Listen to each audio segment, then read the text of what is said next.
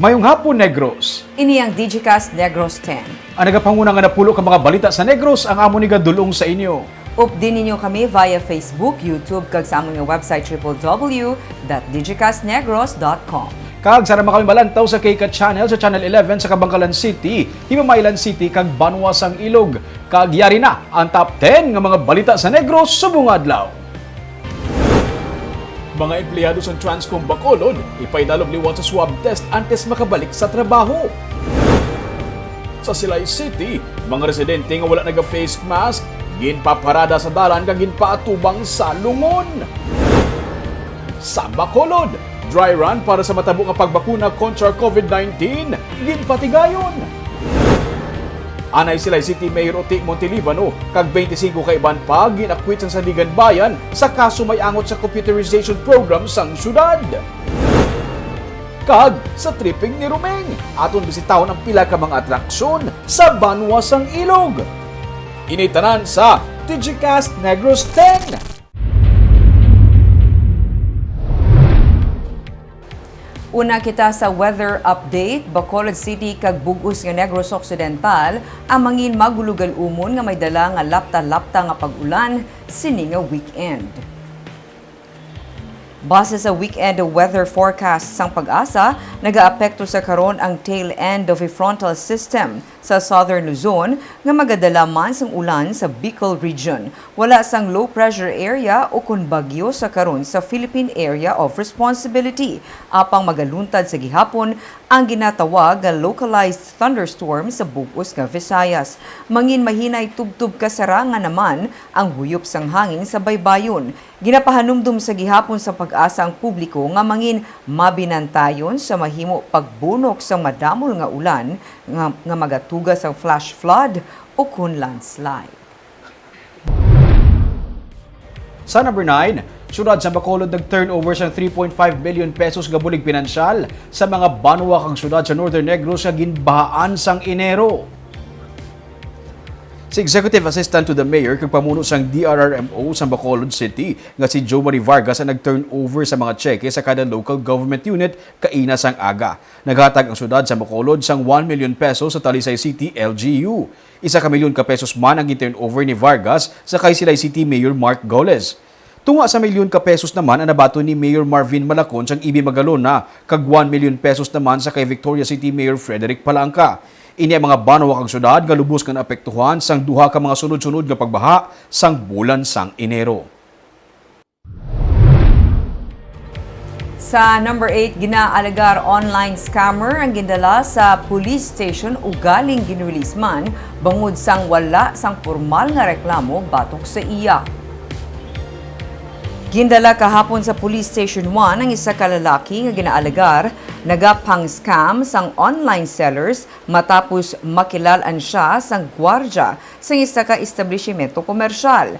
Ginpasapasahan sa social media ang litrato sang lalaki nga ginasiling nagapang-scam paagi sa pagpakuno-kuno nga makabakal sang unit sang cellphone o kung mabakal sang unit sang cellphone nga iya man ginpalagyo kung iya na makuha.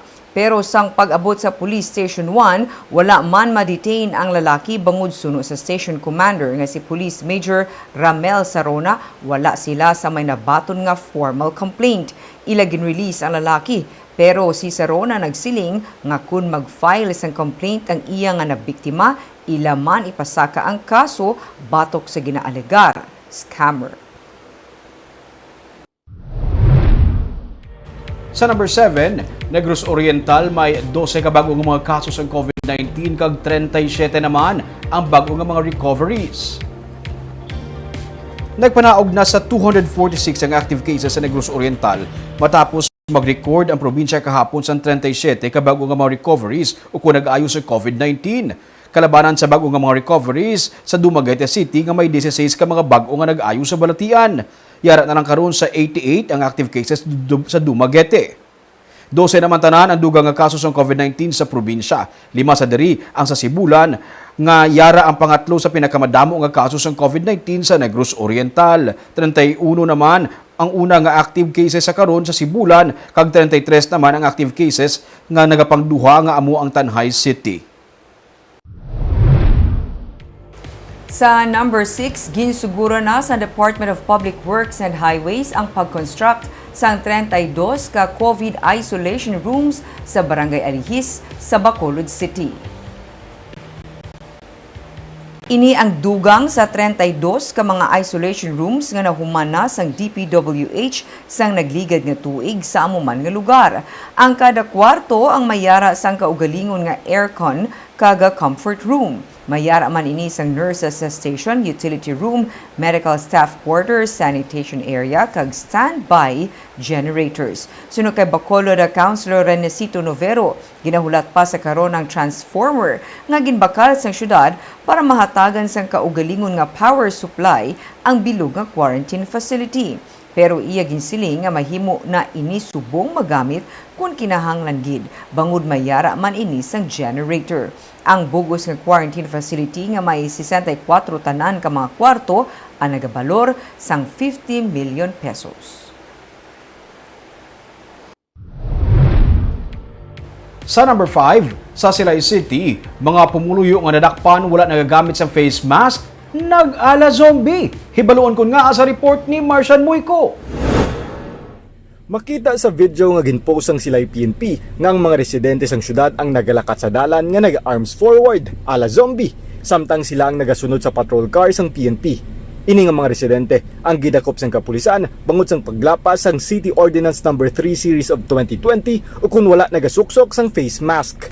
Matapos ang pagpanglakaton, sila ang nagatubang naman sa isa kalungon sa sulod sang gym sang syudad. Ginpahayag ni Police Major Rolly Pondevilla, hepe sang Silay PNP, nga ining ila ginahimo para magserbe nga leksyon sa mga violators. Imbes abi nga kasuhan bilang first offense, ginpakamaayos ang PNP nga i-seminar na lang sila angot sa importansya sang pagsunod sang minimum health standards. Halin sa police station, sila ang ginpa-arms forward pakadto sa gym para mag-observe sang social distancing, kag ginpaatubang sa lungon nga kuno ila dangatan kung padayon sila nga maglapas ang ordinansa ilabi na sa subong nga may pandemic. So atong purpose Mars to remind them na dapat maghalong sila sa subong nga situation because why pa man madula ang pandemic. So ginaseminar ka sila at the same time, ginaremind ka sila nga kung hindi sila maghalong, kaya kung may malisdag sa ila, dira, sila tupas lumon. Regular ini nga ginahimo sunod kay Pondevilla sa mga violators para silang hindi na magliwat pa kay kung palayon sila nga maglapas ang ordinansa sunod kay Pondevilla, sila ang kasuhan na sang PNP. Marcian Muyko para sa Digicast Negros. Sa number 4, 57 million pesos nga settlement fee ang isa sa mga luyag hinuon sang pribado nga kumbuyahan gikan sa provincial government angot sa pag-terminate sang joint venture agreement sa Cyber Center. Wala pa man sang opisyal nga komunikasyon gikan sa Negros Property Management and Development Corporation pero sa mga pagsugilanon sini sa mga tiglawas sang gobyerno probinsyal, ginsiling ni Attorney Rayfrando Diaz, Provincial Administrator, nga nagahinyo sang 57 million pesos nga settlement fee ang pribado nga kumbuyahan. Sunod kay Diaz, ila pa nga ginahulat ang sulat para masabat man sang gobyerno probinsyal. Sa press conference kay Governor Eugenio Jose Lacson kay Inesang Aga, iya ginsiling nga mahimo ini ang pagabayaran bangod may mga kasubong gidman nga ginahinyo sa masami sa mga ginapatuman nga dissolution.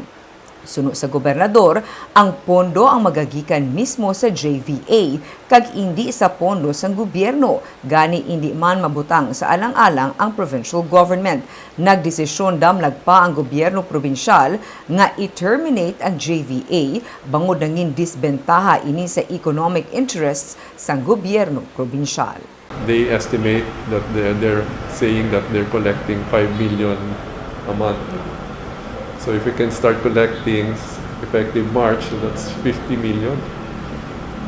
That's definitely much better than the 14, 15 million that we were getting.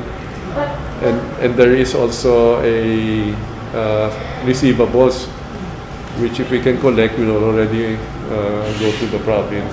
So we're doing due diligence and to check if what they're telling us is correct. And we most likely will agree to their proposal.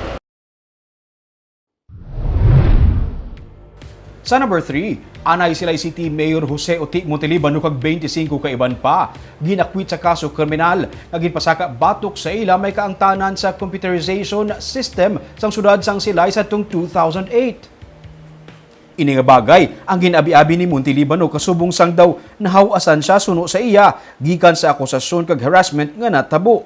Vindication naman para kay Attorney Cara Amy Quivenco ang naging acquittal sang 2nd Division sang Sandigan Bayan sa kaso batok sa ila nga ginpatigayon via online. Si Quivenco sadto anay ang City Legal Officer kag pamuno sang Bids and Awards Committee sang Silay. Ilakip na kay Montilibano kag iban pagid nga mga elected officials, 28 tanan-tanan ang ginpasakaan sang kaso administratibo kag kriminal nanday Lindy Chan kag Jojo Sumilier sadtong 2009 sang ginpatuman sang LGU ang pag-integrate sang systems sini sa business processing, city assessors, accounting kag permits. Pagsupak sa Anti-Graft and Corrupt Practices Act ang ipasaka ang kaso kriminal. Bangod suno sa mga tagreklamo, wala nag-agi sa bidding ang proyekto nga nagabalor sang 18 milyones pesos. Direct contract ang ginsudlan sang syudad sa SPIDC. Na-dismiss sang 2019 ang kaso administratibo. Nalakip man sa ginkasuhan si Anay Vice Mayor Mark Goles pero ang kaso batok sa iya ang damlag pa na-dismiss na. Ang isa sa 28 nga gipasakaan sang kaso nga si Anay Councilor Warlito Go ang nagtaliwa na. Gani sa kabilugan suno sa Kikivenko, 26 sila ang ginakwit, nagtaliwa naman ang mga tagreklamo. Tamaan na kadugay, kinanglan may perseverance ka eh. But that truth will set you free. Di ba? Kung wala ni nabatuan, I do not know kung ano natabo. So, ba't siling ko, aberman ko ni Nano, tindugan ta ang husto lang. It's really vindication because from the very beginning, when this case was still very popular, we were saying over and over that the transaction was above board. In fact, there was a COA report that said that the transaction was okay, wala overpriced, the mode of procurement was valid and it was legal. Sa number 2, isa ka dry run ang ginpatigayon sa Bacolod Emergency Operations Center angot sa pagbakuna kontra COVID-19 sa Barangay Villamonte, sininga hapon.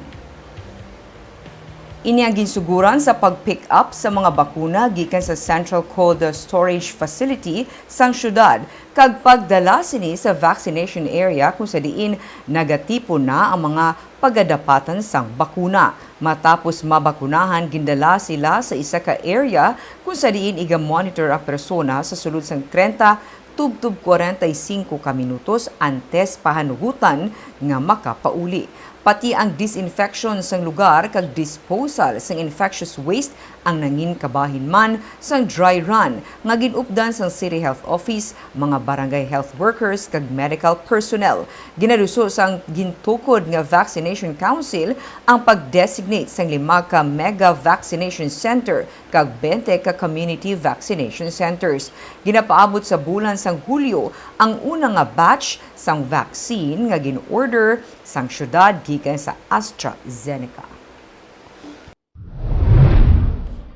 Kag sa numero 1 sa mga balita subong nga adlaw, gintuman na sang Transcom Bacolod ang mga rekomendasyon sa Bacolod Emergency Operations Center ini matapos nga magdamo ang kaso sang COVID-19 sa ilang mga empleyado. Samtang ang mga empleyado naman nga bagbalik sa ilang trabaho, ang kinahanglan anay magpaswab liwat. Ma-report si Martigo. Ginpakita sang country manager sang Transcom nga si Mark Lincel sa mga katapo sang media ang mga safety and health protocols nga ila ginapatuman sa ila site pagsugod gid sang pandemya sang nagligad nga tuig. Pila diri amo ang pagpatuman sang one-way traffic sa mga empleyado kag pagpatuman sang physical distancing sa ila mga workstation kag mga common areas. Humalin sang nagligad nga tuig, 95% na sa mga empleyado nila ang naka-work at home.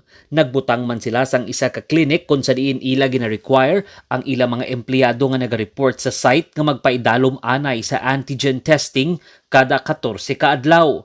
May kaugalingon man sila nga health check-up mobile app para sa ila mga empleyado. Pero karon may ginhimo pagit sila nga adjustments base sa rekomendasyon sang Bacolod Emergency Operations Center. Ini matapos nga nagpositibo sa COVID-19 ang 41 nila ka mga empleyado. Kung sadtuan ay 1 meter distance lamang ang ila ginapatuman sa ila workstation, karon tag-isa na kalamesa ang lakang sa kada work desk. Nagpatuman naman sila sang backtrack system. May nagaskana sang backtrack ID sang tanan nga nagasulod sa ila site. Ginako ni Lincel nga wala gid man nagpatuman sang backtrack ang ila kumbuyahan. Actually, we were not enrolled in Backtrack. In fact, we were not aware that it was a mandatory requirement. In fact, I don't believe that we had received an official ordinance, and we were, to the best of our knowledge, we were under the impression that it was in fact voluntary. It wasn't mandatory. In fact, in all the other LGUs where we operate, where these requirements are indeed mandatory, they are in place. It's not true that they are not aware that it's mandatory. No, as I mentioned, it's ignorance of the law excuses no one. That's a city ordinance, and a city ordinance is published. And in one of our meetings with the BPO centers face to face, they even sent a representative from Transcom, the healthcare assistant nila. Kahapon, nagsapol ang mga executives ng Transcom sa Bacolod EOC. Nagpaathag ang grupo ni Lincel sang dugang nga mga health protocols nga ila ginhimo base sa rekomendasyon sang EOC. Quite frankly, as you can see, Transcom has got nothing to hide. We've spent a lot of money supporting and investing in our sites, and we see protecting our people as our obligation. Not just the people that work for us, but also the communities that they live in. But that said, we have to accept the feedback that we've received from the LGU. We do. We will make all the necessary steps and adjustments to show that we are a responsible employer. Naghatag man sang tunga sa milyon ka pesos nga donasyon ang Transcom sa syudad para sa pagpatahom sa mga quarantine facilities ang Bacolod. Ginpahayag naman sang EOC nga kinahanglan pa nga ipaidalom liwat sa reswabbing ang tanan nga mga empleyado sang Transcom nga ginpaidalom sadto sa surveillance testing ante sila makatrabaho. As of the moment, we still have no household transmission of any of the close contacts that we have identified now with the Transcom employees. Ginpahayag man sang EOC nga hindi kabahin sa 41 nga mga nagpositibo ang grupo sa mga empleyado nga nagpadulong sa Sipalay City. Gindugang man sang Transcom nga wala sila sang may mahimo sa paglagaw sang ilang mga empleyado kung wala ini sang trabaho, pero ginapanugyan sila nga maghalong. Martigo para sa Digicast Negros. Karon nga ginatingwaan na sa Department of Tourism nga i-promote ang local tourism. Ato naman bisitahon ng pila ka mga banwa kang syudad sa Negros Occidental ini sa tripping ni Ruming. First on our list sa amon nga tripping ang banwa sang ilog. Kadamo sa nakahatag sa amon sang tip nga madam o nakunusang pwede kadtuan subong sa ilog. May kalan-an sa higad sang dalan, pero ang view talamnan kag mga naganilupad nga pispis, mabugnaw ang dapya sang hangin. Mayara man sang kapihan sa ibabaw sang bukid, samtang nagahigop ka sa mainit nga kape, ini ang imo nga view. Kinahanglan ang jacket kay tuman katugnaw sang lugar. May isa pa gid ka lugar para sa mga bikers kag riders. May racetrack sila para sa mga motor kag bisikleta, kag pagkatapos magpabalhas, pwede ka makapangapi kag kaon sang saging, samtang ini ang view nga imo ginaatubang. Pero hindi malipat nga magmask, mag-physical distancing, kag manghinaw sang kamot. Initanan buwas sa Tripping ni Ruming, 10 a.m. sa Facebook, YouTube kag Kika Channel 11 sa Kabangkalan City, Himamaylan City kag Ilog. Yari ang amon nga patilaw sa inyo.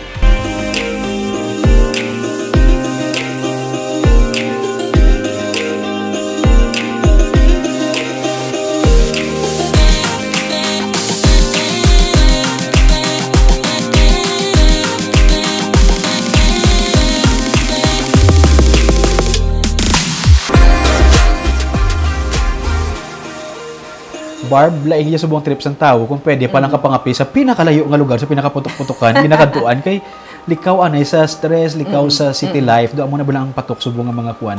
For a change, Ruben, kay di ba, na nabukot ka. So, kung may Oo, chance man lang nga makagwa ka, pero at the same time, safe man ikaw. Ginaalaw sang LG, ginalaw sang LGU magkanto oo. dito. Makapaliwaliwa ka, that's the term, Ruben. Inang lain naman. Oo. Barbag namin di sa ilog kay pas bisato gidukadugay wala ka kadto sa ilog kay di man the usual. Correct. Usually ginakatuan ang ilog makibot kang ha. Amo na ni subong. Kadamo sang mga lugar gali nga pwede malagawan barb kag ini sa mga bukid pa to nga area. May kapihan saya nga magkapi ka bala nga daw wala kami ginapaminsan nga iba na. Do maka-relax ka gani nga tawag. Sa pagtulog mo pala daw sa palibot mo, do ka okay na. Baka na may effects, may sound effects. Try ko man to Nami Barb, try mo gid. Kaag amo ito mga balita sa Negros subong adlaw. Kay man sa panahon karon importante nga may ihibalo ka sa nagkakatabo sa imo nga palibot. Pero dapat balanse kag eksakto mga impormasyon. Padayon kami nga magapangalagad sa Negrosanon. Ako si Barbara Mijares. Tubtub sa Lunes. Ako naman si Romeo Subaldo. Mayong hapon.